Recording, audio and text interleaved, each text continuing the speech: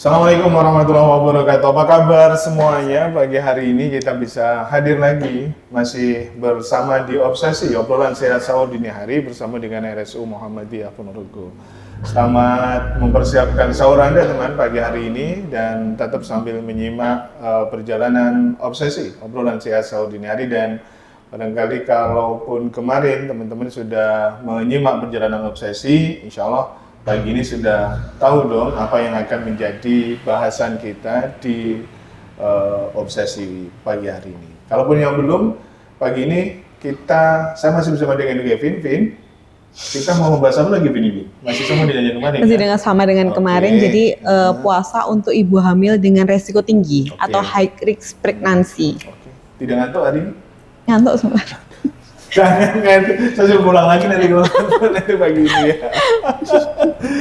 Iya teman, tapi nggak apa-apa kalau misalkan teman-teman seperti rumah pagi hari ini sambil mengantuk, sambil rebahan juga nggak apa-apa lah. Saya tetap toleransi, tapi tetap menyimak perjalanan kita sampai tuntas pagi ini. Kita masih bersama dengan Dr. Dian, ya, Dr. Dian Fikri Rahmawan SPUG. Assalamualaikum warahmatullahi wabarakatuh, dokter. Waalaikumsalam warahmatullahi wabarakatuh. Perjalanan lancar dari pagi ini, dok. Alhamdulillah lancar. Oke, dan kita akan menikmati sahur bersama lagi pagi ini. Dan kalau misalnya kapan-kapan kita sahur lagi sama Dr. Dian lagi nanti ya. Gitu full 30 hari. Full 30 hari dah Dr. Dian.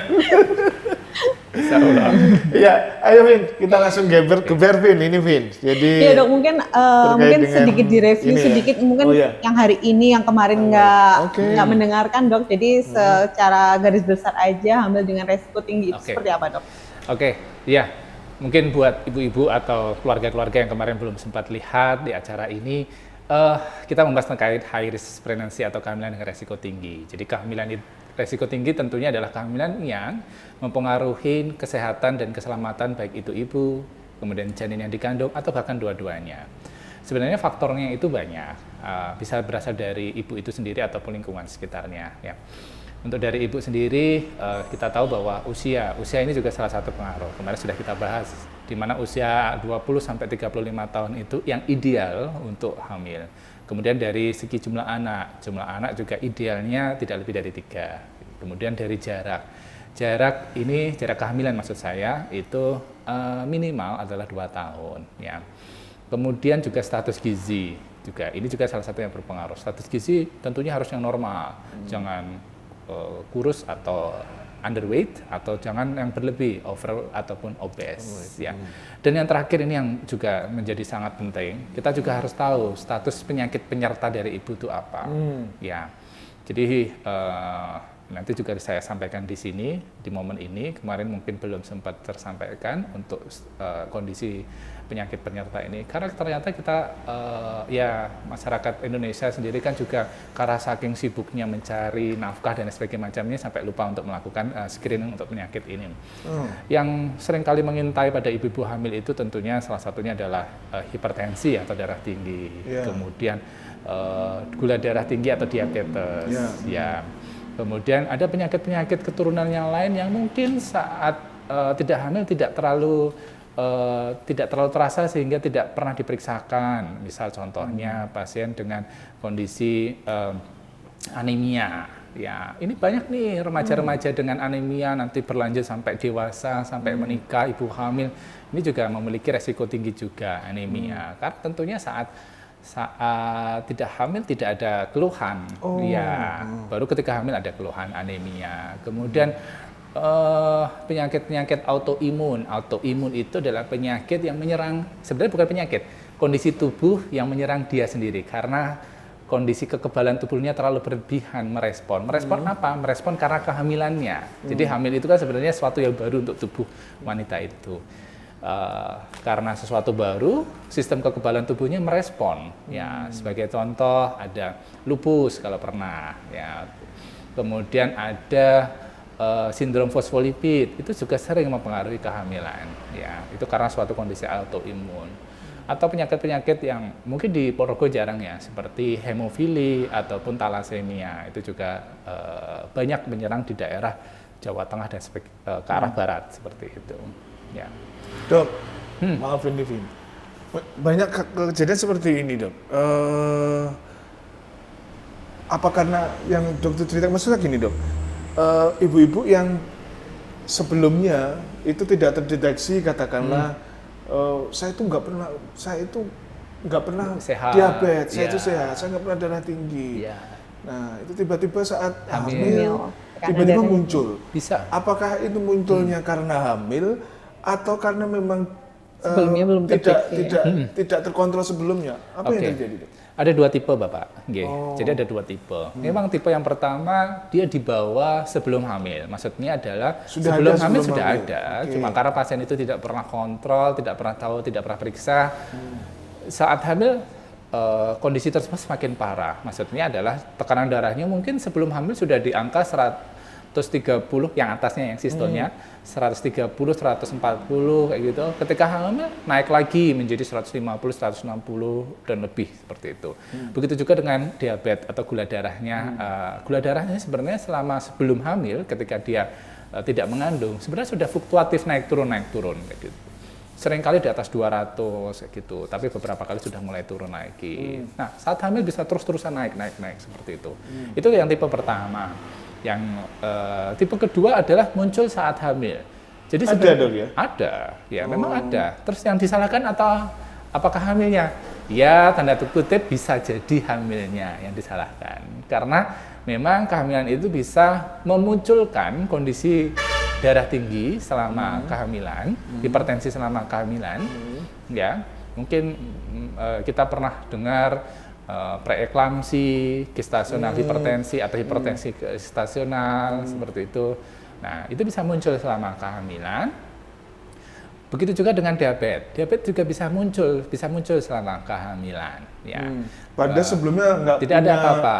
Ya, namanya kita kenal sebagai gestasional diabetik atau diabetes karena kehamilan seperti itu. Ya. Dua hal ini bisa muncul karena banyak faktornya. Kalau kita runut bisa kembali ke masalah yang tadi, masalah usia. Ketika usia pasien itu terlalu tua atau terlalu muda akan meningkatkan resiko itu tadi. Jadi awalnya nggak ada apa-apa. Gitu ya. Ya, tidak ada apa-apa. Tiba-tiba karena faktor usia tadi bisa muncul hipertensi selama kehamilan. Bisa muncul diabetes selama kehamilan. Ya, begitu juga dengan jumlah anak yang terlalu banyak, dia berulang kali hamil juga meningkatkan resiko itu juga. Ya. Ya tentunya ada faktor-faktor lain, mungkin di dianya tidak ada, tapi keluarga punya diabetes. Keluarga kandung yang saya maksud ya, keluarga kandung bapak, ibu atau saudara punya diabetes atau punya hipertensi itu juga bisa meningkatkan resiko tercetusnya kondisi itu selama kehamilan. Ya. Dok, kalau yang kedua tadi dok, maaf nih sedikit aja dok. Kalau yang kedua tadi, apakah setelah hamil sembuh nanti atau misalkan yang setelah melahirkan maksudnya? Iya, setelah melahirkan. Ya. Bisa sembuh bisa tidak. Iya. Gitu jadi ya? makanya kita harus tetap pantau setelah melahirkan. Kalau ibu hamil itu kan dibawakan buku KIA yang warna pink gitu ya. Itu kan ada kunjungan selama kehamilan, ada kunjungan nifas. Kunjungan nifas itu maksudnya adalah kunjungan setelah melahirkan. Itu nanti akan dipantau selama kunjungan nifas itu. Nah, kondisinya itu mengalami resolusi atau perbaikan atau tidak. Maksudnya ketika selama hamil muncul tadi hipertensi atau darah tinggi, selama hamil muncul diabetes atau gula darahnya tinggi selama hamil, begitu melahirkan, seharusnya kondisi-kondisi tersebut itu harusnya membaik. Ya. Karena faktor utamanya sebetulnya adalah faktor karena plasenta atau ari-ari. Sejenis yang disalahkan paling tinggi itu adalah plasenta atau ari-ari. Karena itu faktor pencetus utamanya memang. Ya, begitu plasenta atau ari-ari lahir harusnya sembuh ya dalam beberapa jangka hari atau minggu. Namun dalam beberapa kasus itu bisa berlanjut. Maksudnya bisa berlanjut menjadi darah tinggi atau hipertensi yang kronis. Bisa. Atau bisa berlanjut menjadi diabetes yang berlanjut. Ya, karena itu tetap harus dipantau. Siap. Ya. Oke, Vin. Jadi apa dok yang perlu disiapkan sebelum seorang ibu itu hamil untuk menghindari resiko kehamilan dengan resiko tinggi itu ada dok? Oke, Mbak Kevin curhat ini berarti ya. Ya kan mempersiapkan diri ya dok ya. Mempersiapkan diri. Untuk anak kedua. Catat. Anak kedua. Karena kan umurnya semakin bertambah ini. Betul. Ya. Jadi ya tentu satu kembali dilihat usia ya. usia ini penting ya. Aman ya Bin ya usia Bin? Masih aman insya Allah kalau 2 tahun lagi atau 3 tahun lagi. Jadi jangan terlalu tua ya. Tapi beda kasus kalau memang pasien itu masih belum punya anak sama sekali ya. Tetap kita harus mengusahakan walaupun usianya sudah di atas 35 tahun. Ya. Kemudian yang kedua, tentu anak ini harus ya memang masih menjadi kontroversi ya terkait penggunaan kontrasepsi. Ya. Ada beberapa kalangan yang setuju, ada beberapa kalangan yang tidak setuju ya untuk kontrasepsi ini. Kita kembalikan ke pasien itu. Kita hanya bisa mengedukasi dan menyampaikan baik dan buruknya. Ya tentu penggunaan kontrasepsi untuk anak, maksudnya jumlah anaknya jangan lebih dari 3 kalau bisa. Kemudian juga kontrasepsi ini untuk menjarangkan anak. Jangan, yang seringkali saya sedih itu juga adalah ketika baru selesai melahirkan, anaknya baru usia 8 bulan atau 7 bulan tiba-tiba hamil lagi. Karena menyusui itu memang kan dipercaya untuk metode kontrasepsi. Hanya dia efektif hanya sampai 6 bulan saja. Begitu dia lewat 6 bulan sudah tidak efektif lagi. Sehingga perlu dipertimbangkan. Meski masih menyusui ya, Meski masih menyusui. Karena sudah beda Bapak. Ya, sudah beda. Karena ASI eksklusif itu kan hanya 6 bulan. Begitu nanti setelah 6 bulan efektivitasnya akan turun. Sehingga perlu dipertimbangkan untuk penggunaan kontrasepsi lanjutan. Kalau untuk menjarangkan anak dan untuk tadi supaya jaraknya minimal 2 tahun, jangan kurang dari itu. Ya. Oke, nanti kita lanjut lagi dong. Mohon maaf saya tahan ini. Iya, saya tahan dulu ini. Nanti lanjutkan lagi ya. Karena saya sudah digini-giniin terus ini. Sama Andre. Sama Mas Andre. Kita akan balik lagi tetap di Obsesi Obrolan Sehat Sahur Dini Hari bersama dengan RSU Muhammadiyah Ponorogo. Ya.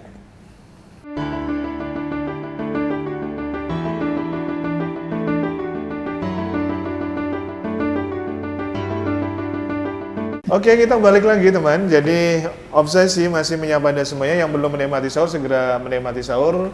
Dan alhamdulillah kita bertiga sudah menikmati sahur dengan menu yang alhamdulillah menu kita tidak terlalu pedas ya, sehingga tidak terasa kalau kita itu sedang atau barusan tadi sahur gitu ya.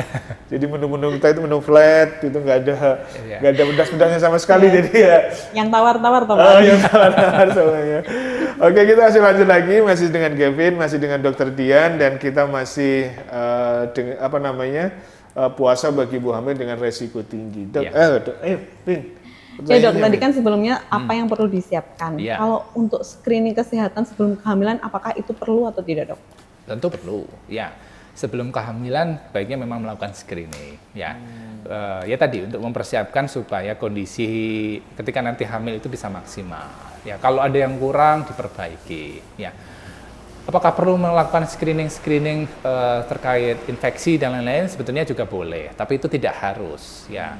Karena sebetulnya begitu faktor resiko untuk adanya infeksi itu tidak ada, sebenarnya ya tidak harus, ya. Hanya memang tadi disiapkan dari segi kondisi fisiknya, mentalnya, dan di screening di awal seperti itu. Kalau sudah punya riwayat kehamilan masih perlu screening juga? Tentu Pak, tetap harus dilakukan screening lagi, ya. Karena beda kasusnya nanti.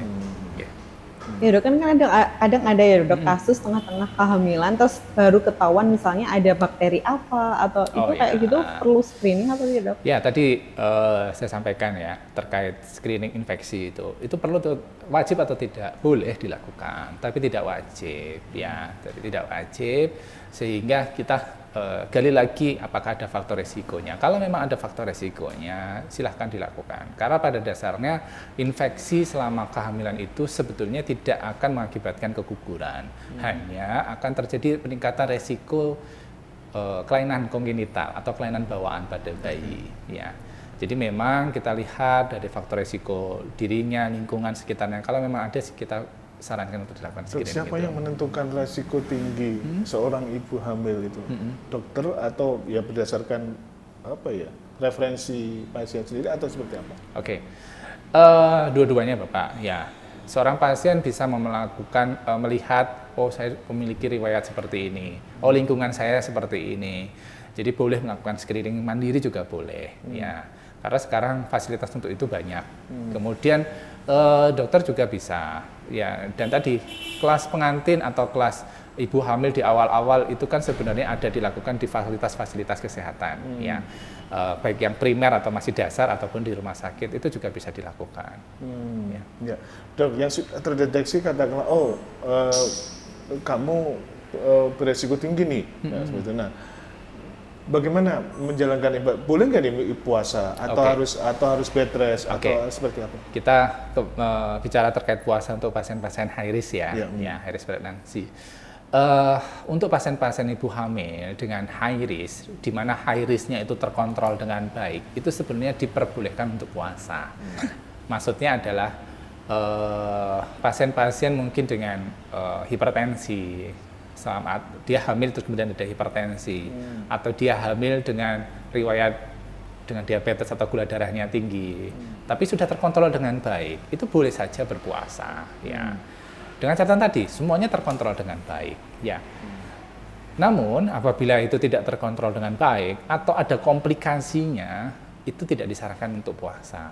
Ya, di literatur kesehatan, literatur internasional juga disampaikan pada pasien-pasien berpuasa, hamil puasa itu sebenarnya tidak akan mempengaruhi janinnya.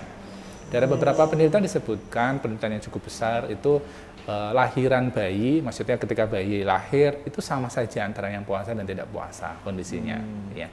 Hanya memang dalam beberapa penelitian itu juga disebutkan, memang dari segi ukuran plasenta atau ari-ari memang sedikit beda antara pasien yang puasa dengan yang tidak puasa. Pada pasien yang puasa, ukuran plasenta atau ari-arinya lebih kecil. Ya, kita tahu bahwa plasenta atau ari-ari itu adalah sumber cadangan makanan bayi selama hamil. Ketika ibu itu berpuasa, maka sumber cadangan ini akan digunakan lebih banyak, sehingga ukurannya akan lebih kecil.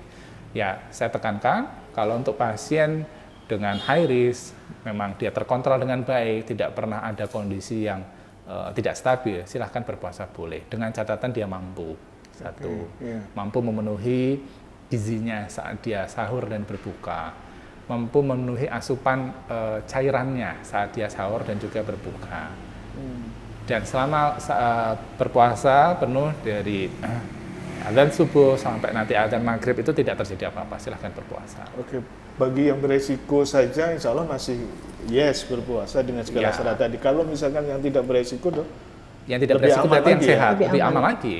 Ya, sebetulnya aman. Ada batasan usia nggak, Dok? Usia kehamilan, usia kehamilan segini masih aman lah, safe untuk puasa. Kalau misalkan usia segini, ya jangan seperti itu. Ya. Ada itu.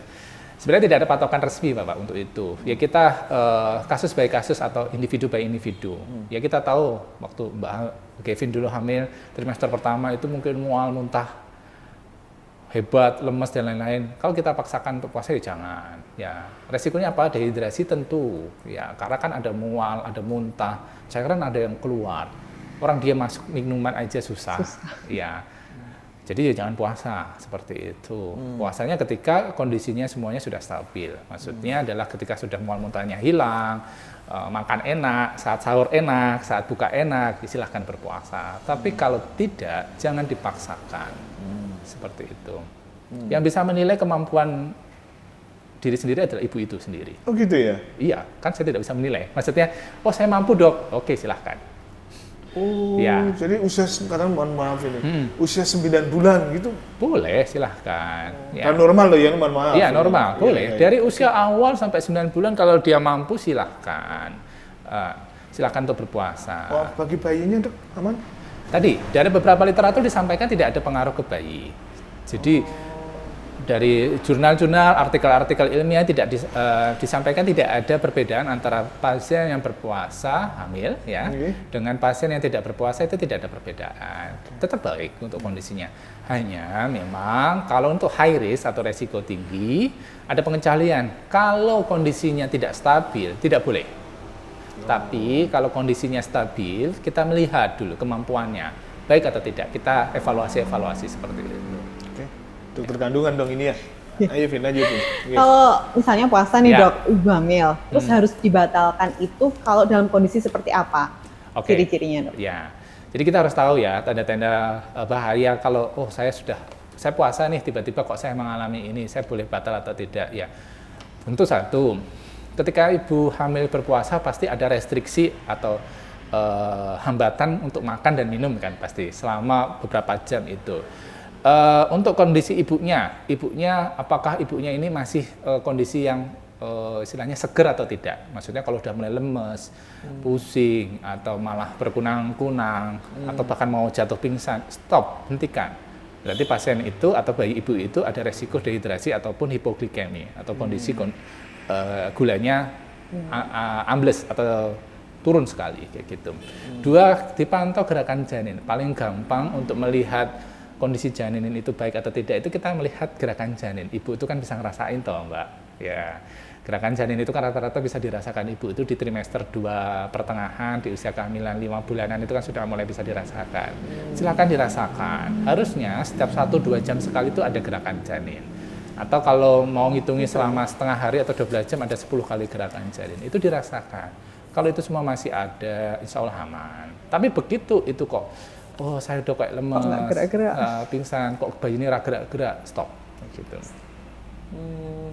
Ya. Gitu. Karena kita tahu juga sebenarnya di agama Islam ya khususnya diperbolehkan kan ya, untuk ibu hamil tidak berpuasa. Memang kan ada beberapa istilahnya keyakinan dengan bayar fidyah atau bayar fidyah dengan kodok itu monggo kembalikan ke individu masing-masing. Ya. Mas Devin, kalau ini dok, asupan makanan ada nggak yang dianjurkan atau yang tidak? Ini apakah disesuaikan? Ini kan kita masih ngobrolin soal yang beresiko tinggi sesuai dengan tipikal penyakitnya atau ada yang atau umum seperti apa dok? Oke, ya. Jadi sebenarnya asupan makanan ini juga penting untuk ibu hamil. Ya. Asupan makanan yang seperti apa yang disarankan untuk ibu hamil? Saya menyarankan atau rata-rata dokter kandungan dengan resiko tinggi ya? Oh ya. Baik untuk resiko tinggi ataupun tidak beresiko itu pada dasarnya mirip. Gitu. Apa itu? 1, dicukupi dulu gizinya untuk seimbang. Pertama itu yang paling ditekankan adalah protein sebetulnya. Ya. Protein itu baik hewani ataupun nabati itu harus dicukupi dengan baik. Kemudian yang kedua adalah kalori atau ya karbohidrat dari nasi, kemudian dari tepung-tepungan, singkong dan sebagainya macamnya itu. Kemudian dari vitamin, sayur, buah-buahan, dan terakhir yang tidak kalah penting adalah air. Ya, karena asupan air itu harus dicukupi minimal 1,5 liter sampai 2 liter sehari. Ya. Terus untuk kondisi high risk atau kondisi-kondisi dengan resiko tinggi, yang masalah kalori ini harus dibatasi ini. Kalori ini harus dibatasi. Kalori ini jangan terlalu banyak. Glukosa atau gula itu jangan terlalu banyak. Karena nanti akan semakin meningkatkan resiko kehamilannya. Ada yang pernah bilang atau di masyarakat, udah makan es krim biar bayi ini cepat gede. Ya, udah makan es krim biar bayi ini gerak-gerak enak. Ya benar, bayi ini akan gerak karena senang kena asupan gula seperti itu. Cuma tidak baik buat ibu, tidak baik buat janin. Ya maksudnya adalah tadi apabila pasien itu punya resiko diabetes selama kehamilan atau resiko hipertensi selama kehamilan, ini tambah parah nanti kalau asupan kalori gulanya terlalu tinggi. Ya. Janin juga bisa semakin besar kan juga semakin baik. Protein itu yang paling salah satu sumber makanan yang paling penting adalah protein juga untuk selama kehamilan karena dia sifatnya kan sebagai pembangun yang baik. Ya. Dok, kalau misal hamil terus puasa, itu makannya tetap harus 3 kali atau bolehlah 2 kali sahur sama buka aja? Betul. Atau begini dok, tadi saya mau luruskan tadi, air 1,5 liter cara minumnya gimana cara ya dok? Gimana? Ya, banyak, kan nanti kayak digelonggong kayak sapi. Gitu. Ya, oke. Ya kita harus bagi. Oke, kita masalah air dulu. Ini harus dicukupi nih beneran air ini, karena kalau dehidrasi bayi itu pasti nanti gerakannya akan berkurang. Ya.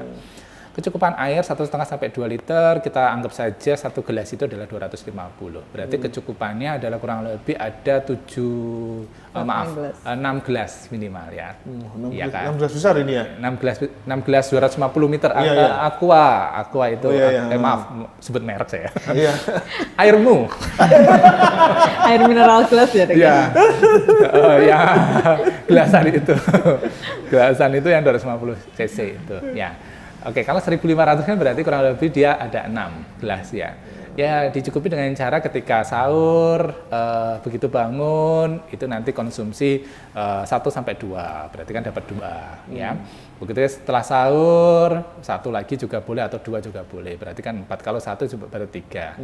Nah nanti sisanya 3 lagi bisa dikonsumsi saat berbuka, setelah sholat Isya ataupun sebelum tidur. Itu 3 saat sahur, 3 saat berbuka sudah cukup juga. Untuk makanan, saya mohon ketika pasien itu atau wanita itu memutuskan untuk puasa harus dicukupi tadi, kecukupan 4 sehatnya itu tadi, proteinnya, kalorinya, vitamin mineralnya dari sayur buah-buahan, itu harus dicukupi, baik itu saat sahur dan saat berbuka. Dan kalau bisa sebelum tidur boleh silahkan konsumsi sedikit makanan seperti itu. Jadi minimal memang tetap 2 kali, ya kalau sebelum tidur sedikit konsumsi makanan silahkan. Ya. Oke, seperti itu. Saya satu pertanyaan nanti terakhir aja deh. Dok, ini dok. Untuk tipsnya untuk ibu hamil yang ingin berpuasa agar kuat seharian tidak lemas dok. Ya. Apa harus tidur aja gitu dok mungkin dok? Iya. Oke. Ibu hamil kalau mau berpuasa silahkan, tetap harus dicukupi tadi. Tentunya harus dicukupi nutrisinya, asupan airnya harus dicukupi. Aktivitas bagaimana? Aktivitas boleh, kayak gitu. Oh ya, tadi kan saya belum menyampaikan. Untuk masalah aktivitas itu untuk ibu hamil dengan resiko tinggi itu boleh Pak, boleh Mbak, kayak gitu. Jadi silahkan melakukan aktivitas sehari-hari, nyapu, masak, normal gitu ya? Silahkan. Ya, kecuali aktivitas-aktivitas yang membahayakan, angkat junjung berat seperti itu, naik kursi, nah, gitu ya, naik tangga, benerin genteng gitu ya nggak boleh ya? Iya, jangan lari dan sebagainya macamnya, jangan. Ya kalau aktivitas sehari-hari silahkan. Baik itu hamil normal, hamil dengan resiko tinggi, silahkan melakukan aktivitas sehari-hari, boleh. Ya. Malah kalau tidak ada aktivitas nanti tidak baik untuk ibu dan juga untuk janinnya. Oke. Jadi saya Vin, peran Bapak ada nggak sih peran Bapak? Peran wasis, peran Andri? Ada nggak ini? Ada. Dari tadi ibu terus misalnya. Karena saya itu selama masa pendidikan pasti saya akan tanyain pasien kalau datang sendiri itu bapaknya kemana. Itu ya. Karena memang harus ada peran Mana bapak. bapaknya ini? Iya. Tapi ketika ibunya bilang bapaknya kerja, oh ya udah nggak apa-apa Bu, sponsornya kerja.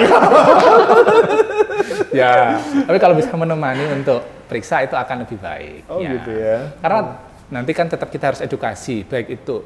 Memang mayoritas edukasinya ke pasien, ke ibu, tapi kan bapak tetap harus kita edukasi. Karena support sistemnya salah satunya adalah bapak, ya. Mengingatkan hal yang boleh dan tidak boleh tentunya, ya. Kemudian, mohon maaf, penting ini mengingatkan. Ya, terus mungkin juga maaf ini mungkin hal tabu tapi sering ditanyakan oleh bapak sebenarnya. Boleh nggak berhubungan suami istri selama hamil? Itu Andri, kan juga pesanan Andri ini. Ya, itu juga harus kita sampaikan ke bapak bahwa sebenarnya boleh berhubungan suami istri selama hamil itu dengan catatan-catatan khusus. Ya. Meskipun hamil beresiko tinggi itu tadi dok? Boleh, silahkan. Tapi nanti dengan catatan-catatan khusus, ada yang boleh, ada yang tidak, seperti itu. Oke. Ya. Ada lagi? Mau lagi? Mungkin satu lagi. Karena peran bapak di sini ini, ketika ibu hamil itu merasa disupport oleh bapak, itu nanti sangat berpengaruh terkait kesehatan mentalnya atau kesehatan jiwanya. Karena nanti pengaruh ketika melahirkan. Jadi ibu-ibu hamil sudah pernah dengar baby blues?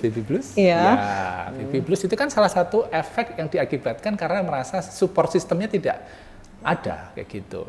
Ya, jadi ketika si peran bapak ini mulai tercipta dari hamil, kemudian melahirkan, itu nanti akan mengurangi resikonya baby blues. Karena baby blues ini kalau diterus-teruskan nanti bisa terjadi depresi bisa diterus-teruskan menjadi edan nanti, sakit jiwa. Karena itu ya. Tapi benar nggak sih dok kalau misalnya perasaan ibu itu akan ngaruh ke kandungannya? Betul. Benar. Betul sekali. Ya. Jadi janin itu nah ini peran bapak juga nih berarti ya? Iya, kan faktor eksternalnya bapak, faktor internalnya ibu gitu ya? Iya, jadi memuliakan ibu itu penting, makanya suami memuliakan istri itu penting Pak, selama hamil juga. Betul. Sehingga ketika dengerin Dri. Sehat, ibunya bahagia, kualitas bayinya akan bagus juga nantinya. Ya. Wah, kayaknya waktu juga ini. Dok, kalau misalkan teman-teman pengen ke Dr. Dian di RSUM sudah? Insya Allah masih sedang proses. Iya, sedang proses. Ya. Sedang ditunggu aja nanti ya, ditunggu informasi dari kita nanti kalau sudah minggu depan bisa ketemu Dr. Dian. Nah, rame-rame aja nanti ya. Daftar semua ibu-ibu hamil. Insya Allah selalu ada di Amin. Baik, dokter matur nuwun sudah bersama dengan kita. Semoga apa yang kita. Tapi besok masih nggak ini? Besok masih mungkin sama Mas Fasis atau gitu ya. Mas Danang ya. Dokter Matus Bandung sudah menemani kita pagi-pagi seperti ini di program obsesi kita. Semoga bisa memberikan manfaat buat semua. Amin. Assalamualaikum warahmatullahi wabarakatuh. Waalaikumsalam. Teman, segera kita pungkasi Vin ya. Kita pamit dulu. Insya Allah besok masih tetap bersama dengan Kevin di program Obsesi Obrolan Sehat Sahur Dini Hari. Dan sekali lagi, program ini Anda bisa saksikan juga di channel YouTube-nya Gemasri FM dan di channel YouTube-nya RSU Muhammadiyah Ponorogo. Terima kasih semuanya, selamat menikmati ibadah puasa Anda dan Assalamualaikum warahmatullahi wabarakatuh. Waalaikumsalam.